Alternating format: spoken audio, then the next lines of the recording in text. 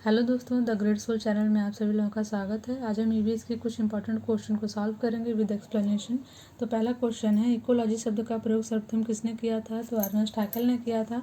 तो सबसे पहले हम समझेंगे कि इकोलॉजी मतलब क्या होता है। इकोलॉजी मतलब होता है कि एक ऐसा स्थान जहाँ पे जैव और अजैव दोनों एक साथ रहते हों और दोनों के बीच पारस्परिक संबंध हो, दोनों एक दूसरे पे प्रभाव डालते हो।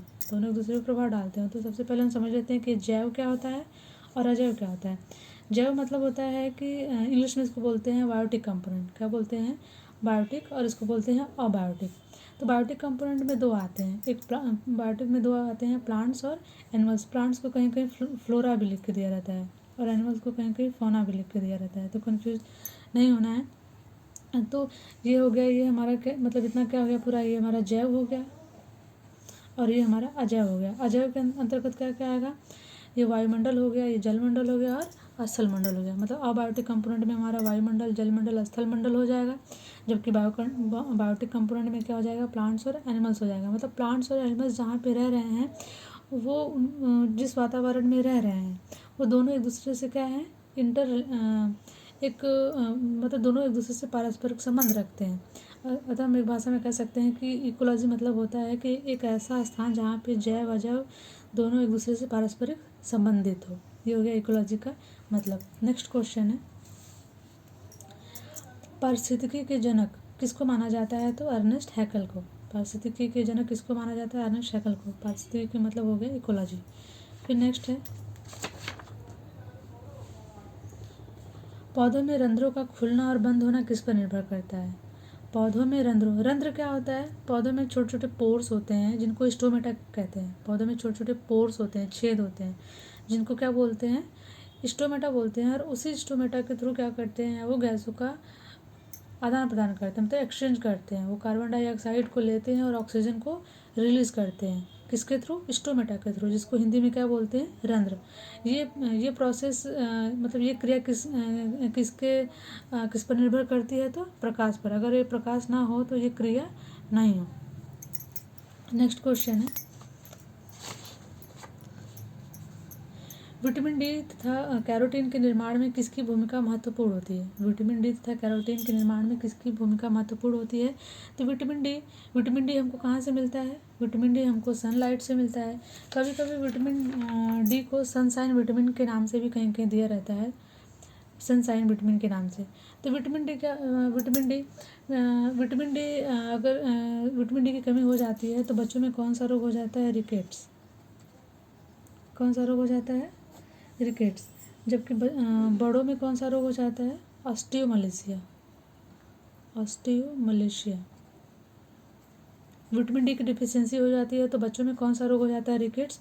जबकि बड़ों में एडल्ट जब हो जाते हैं लोग, तो उनमें अगर हड्डियाँ कमज़ोर हो जाती हैं, बहुत ही स्मूथ हो जाती हैं, तो उनमें कौन सा रोग हो जाता है? ऑस्टियोमलेशिया। विटामिन डी, जैसे कि हम विटामिन डी के लिए बहुत अपने कैल्शियम के लिए हम कैल्शियम मतलब कैल्शियम हमारे हड्डियों को क्या करता है? मजबूत रखता है। तो हम कैल्शियम के लिए कैल्शियम मतलब मिल्क प्रोडक्ट लेते हैं, फिर नॉन वेजिटेबल खाते हैं, उससे भी हमको कैल्शियम मिलता है। लेकिन वो कैल्शियम हमारे बॉडी में निष्क्रिय रूप में पड़ा रहता है।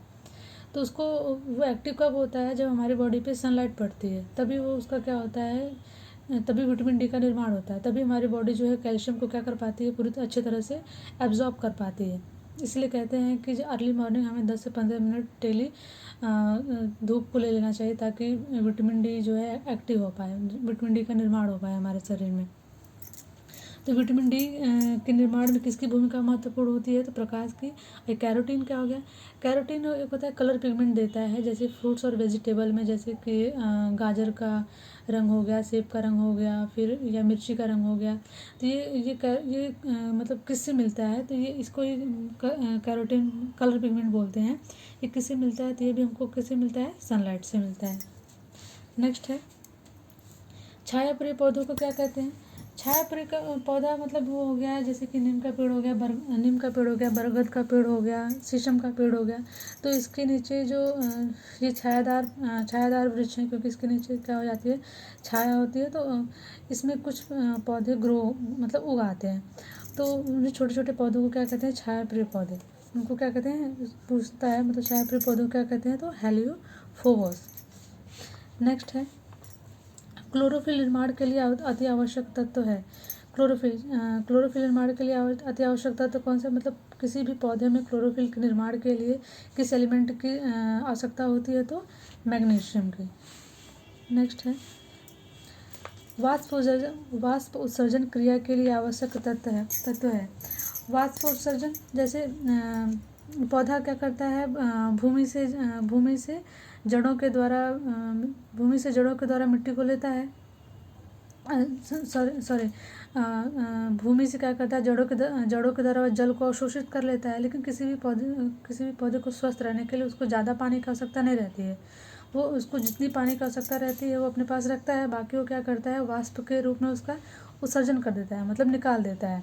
उसी को क्या कहते हैं, वाष्प उत्सर्जन। कभी कभी देखते हैं कि गर्मियों में पौधे बहुत जल्दी मुरझा जाते हैं। इसका कारण यह है कि जब गर्मियों में बहुत तेज़ सनलाइट पौधे पे पड़ती है तो अपनी आवश्यकता से ज़्यादा वो क्या करते हैं, जल का उत्सर्जन कर देते हैं, जिसके कारण वो जल्दी ही मुरझा जाते हैं। लेकिन हम ठंडियों में या बरसात के दिनों में देखेंगे तो जल्दी नहीं मुरझाते हैं, क्योंकि उनका वाष्प उत्सर्जन दर घट जाता है। जबकि गर्मियों में क्या होता है, उनका वाष्प उत्सर्जन दर बढ़ जाता है। तो वाष्प उत्सर्जन क्रिया के लिए आवश्यक तत्व तो कौन सा है, तो पोटेशियम। नेक्स्ट है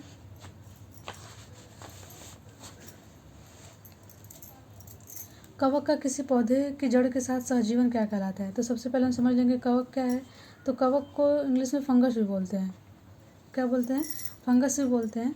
तो फंगस को कहीं कहीं पूछ लेता है कि इनमें से अपमार्जक किसे बोलते हैं। तो अपमार्जक भी इसी कवक को ही बोलते हैं। क्यों बोलते हैं, क्योंकि क्या करता है कि धरती पे पड़े जो भी वेस्ट मटेरियल होते हैं, कचरा होता है, वो उसकी सफाई कर देता है। जैसे ये क्या करता है कि जैसे मान लीजिए किसी ने जीव जंतु पाल रखा है, उसमें से उसका एक गाय या भैंस मर गया, तो उसको ले जाके किसी खाली मैदान में फेंक देते हैं। अब ये क्या करता है, फंगस या बैक्टीरिया उसको डिकम्पोज कर देते हैं, मतलब वहाँ उस कचरे को खा के या फिर उस मरे हुए जंतु को खा करके वहाँ की भूमि को साफ कर देता है। कौन, कवक। इसलिए इसको अपमार्जक भी कहते हैं। कवक का ये हो गया कवक का किसी पौधे की जड़ के साथ, अगर यही कवक किसी पौधे की जड़ के साथ रह रहा है, अगर कवक किसी पौधे की जड़ के साथ रह रहा है तो इसको हम क्या बोलेंगे, माइकोराइजा बोलेंगे। अब यहाँ पे जड़ के साथ सहजीवन दिया है। सहजीवन मतलब होता है सिम्बायोसिस। सिम्बायोसिस क्या होता है, सिम्बायोसिस वो होता है एक स्थान पे दो जंतु या दो पौधे एक साथ रह रहे हों और दोनों एक दूसरे को हानि नहीं पहुंचा रहे हैं, दोनों एक दूसरे को लाभ पहुंचा रहे हैं। सहजीवन मतलब दोनों एक साथ जीवन व्यतीत कर रहे हैं और दोनों एक दूसरे को लाभ पहुंचा रहे हैं, तो उसको क्या बोलेंगे, हम सहजीवन बोलेंगे। सहजीवन का अगर एग्जाम्पल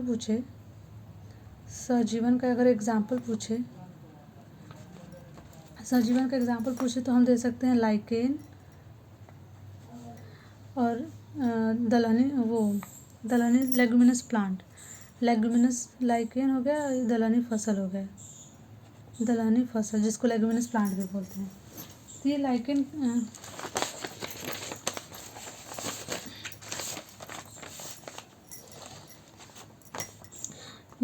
हो गया, ये दलहनी फसल हो गई, दलहनी फसल। तो लाइकेन किससे किससे मिलकर बना होता है, शैवाल और कवक से मिलकर बना होता है। लाइकेन किससे मिलकर बना होता है, शैवाल और कवक से। और हो गया दलहनी फसल।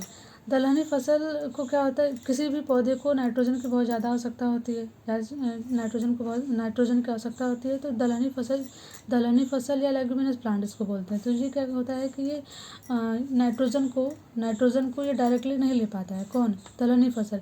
लेकिन ये नाइट्रोजन के टूटे हुए पार्ट मतलब नाइट्रेट ले लो या अमोनिया ले लो या नाइट्रेट ले लो, जैसे कि आप नाइट्राइट ले लो, नाइट्राइट या नाइट्रेट, इसके टूटे हुए पार्ट को कौन लेता है, दलहनी फसल लेता है। लेकिन ये नाइट्रोजन को नहीं ले पाता है, तो इस नाइट्रोजन को इस कंपोनेंट में तोड़ता कौन है, तो यही तोड़ता है, लाइकेन तोड़ता है। लाइकेन मतलब ये शैवाल और कवक इसके जड़ों में रह के, किसके जड़ों में रह के, दलहनी फसल के जड़ों में रह के नाइट्रोजन ये नहीं ले पाता है, तो इसको ये ऐसे तोड़ देता है, जिससे कि अब ये डायरेक्टली दलहनी फसल क्या करेगा, इसको अब एब्जॉर्ब कर लेगा, ले लेगा। अब बदले में फिर दलहनी फसल इसको क्या देता है, लाइकेन को क्या देता है। तो जाहिर सी बात है जब ये नाइट्रोजन को नाइट्राइट और नाइट्रेट में तोड़ रहा है तो अपने भी कुछ ना कुछ खाने को ले ही रहा होगा, और बदले में दलहनी फसल इसको रहने को भी दे रहा है और खाने को भी दे रहा है। मतलब ये सिम्बायोसिस हो गए, लाइकेन को भी इस तरह से भोजन मिल जा रहा है और रहने के लिए भी स्थान मिल जा रहा है, और दलहनी फसल भी नाइट्रोजन को नहीं ले पा रहा था तो नाइट्रोजन को ये क्या कर दे रहा है, ये क्या कर दे रहा है, नाइट्राइट और नाइट्रेट में तोड़ दे रहा है। तब ये इसको क्या कर देगा, इजीली ले लेगा। तो इस तरह से दोनों क्या है, सिम्बायोसिस है, लाइकेन और लेग्यूमिनस प्लांट। नेक्स्ट है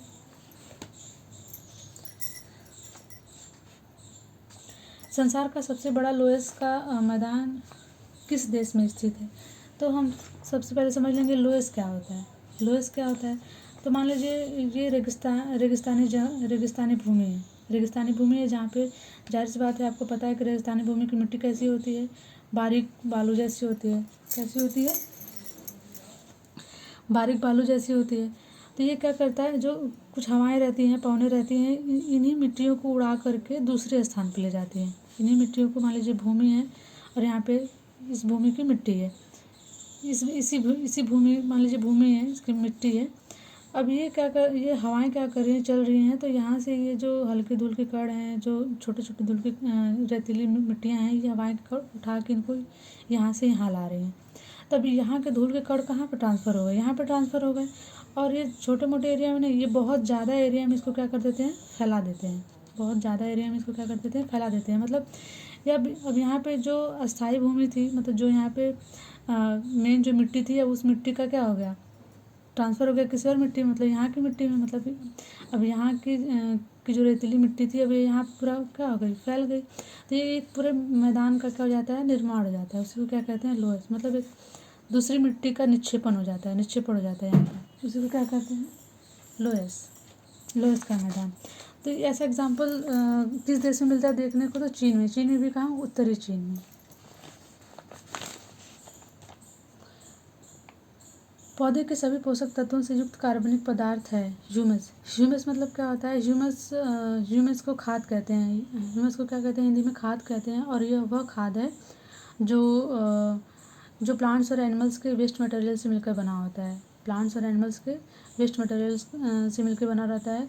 आजकल ऑर्गेनिक फार्मिंग का मतलब आप लोगों ने खुद सुना होगा कि लोग ऑर्गेनिक फार्मिंग कर रहे हैं। जैसे कि सिक्किम ऐसा राज्य है जहाँ पे बस ऑर्गेनिक फार्मिंग करते हैं। उससे क्या होता है कि जो मिट्टी की फर्टिलिटी होती है वो कम नहीं होती है, उसकी फर्टिलिटी बनी रहती है, बल्कि वो उसके हेल्थ को और क्या करता है, इम्प्रूव करता है, उसकी फर्टिलिटी को और बढ़ाता है। कौन, ह्यूमस। नेक्स्ट है प्राकृतिक ऑक्सीजन क्या है। प्राकृतिक ऑक्सीजन क्या है, तो पहले तो प्राकृतिक मतलब नेचुरल ऑक्सीजन मतलब एक प्रकार का हार्मोन्स है। ऑक्सीजन क्या है, एक प्रकार का हार्मोन्स है जो पौधे की ग्रोथ में हेल्प करता है, पौधे के हेल्थ। और ऑक्सीजन का मेनली वैसे क्या काम है पौधे में, तो पौधे की लंबाई को वो क्या करता है, इंक्रीज करता है। और उस प्राकृतिक ऑक्सीजन का नाम क्या है, तो इंडोल एसिटिक एसिड। क्या है, इंडोल एसिटिक एसिड। नेक्स्ट है चूना प्रधान मिट्टी में उगने वाले पौधों को क्या कहते हैं। चूना प्रधान, जाहिर सी बात है वह मिट्टी जहाँ पे चूना की मात्रा क्या हो, ज़्यादा हो। अगर उस मिट्टी में कोई पौधा उग रहा है तो उसको क्या बोलेंगे, कैल्सिकोल्स। Thank you for watching.